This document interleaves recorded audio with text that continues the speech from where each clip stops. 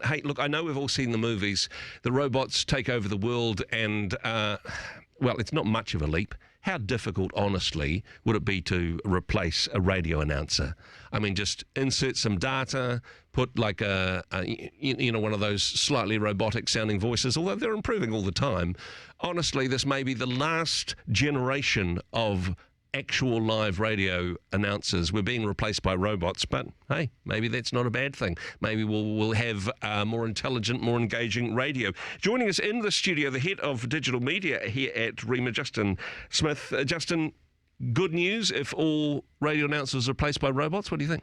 Funnily enough, we had this conversation on Friday. The senior leadership team here with the board of Rhema Media. Quite the opposite, in fact, Andrew. I'd like to just assure everyone in the audience that that is absolutely one of the things that we hold really, really, close to our heart and treasured. And the reason is because while artificial intelligence and these, creative tools that are out there at the moment can perform a lot of these functions, they don't have you. They don't have your mind. They don't have your spirit, your soul, your wairua, your thoughts, and your discernment to be able to deliver through the microphone the content that potentially a machine could do to some extent. They might do a better job, but we'll just wait and see on that one. The technology developing all the time. But, I mean, there are some great things about AI, and I want to focus mostly on that today.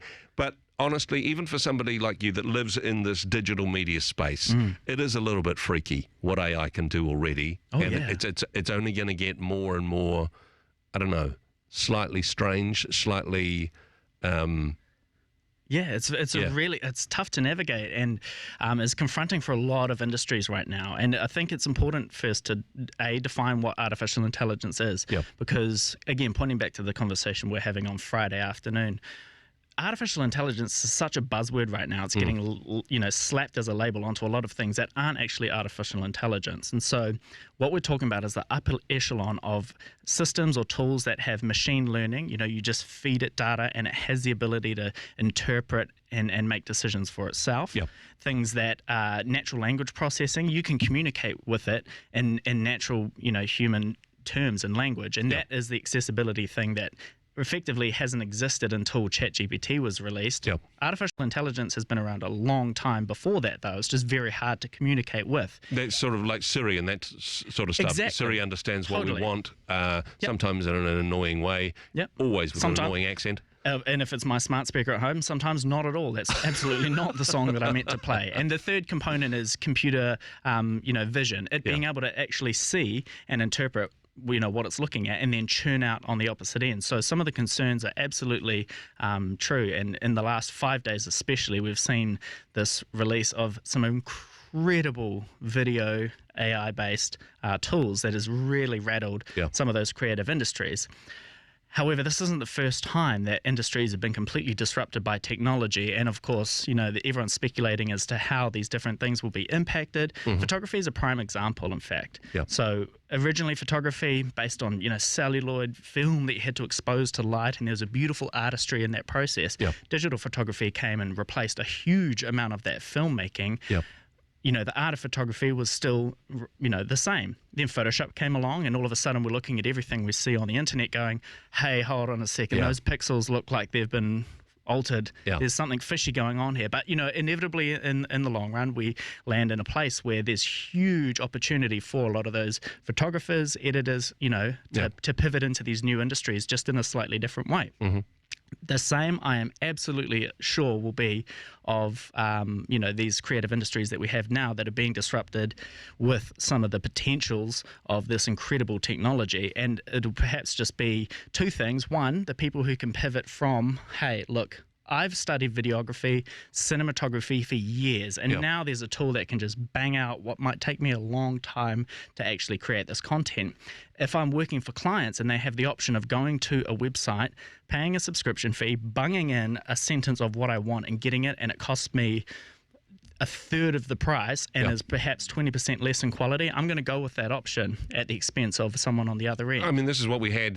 This is why all our movies are 6 months late this year. The writers' strike in Hollywood saying, we don't want robots to do this. We want some human creativity in this art form.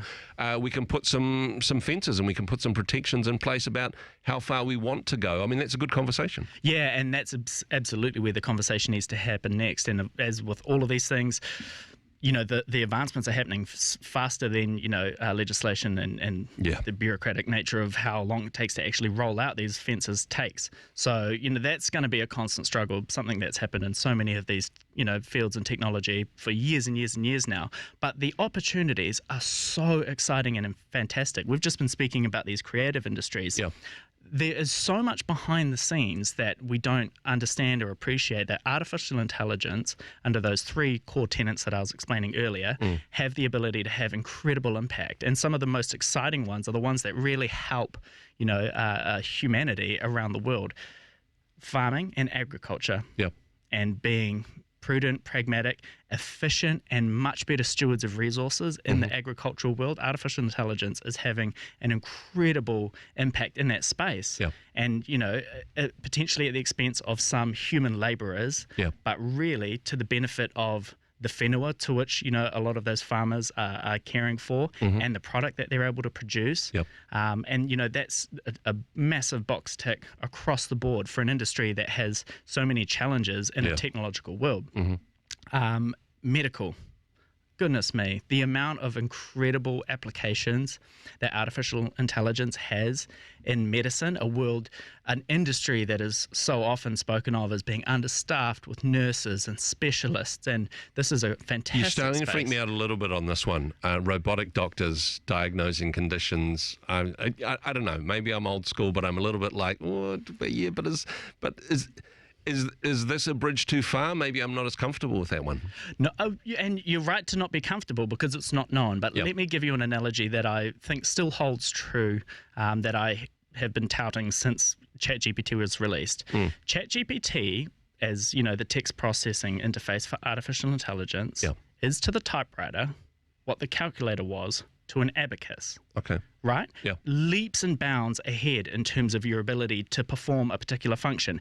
However, it's really important to understand and note that all 4 of those examples that I've just used there are tools. And so too in the medicine world should something like artificial intelligence for the purposes of diagnoses be a tool. And so as long as it's not actually sitting there interpreting, making decisions and acting on it without anyone at the helm and those safeguards that we spoke about in place to go, look, you can help us interpret data, make some informed decisions, see things through pattern recognition across huge data sets that perhaps a human could not be able to do so, then we can actually make an informed decision and go, this is fantastic, you've shown us something we can't see. As long as it's still at that tool level.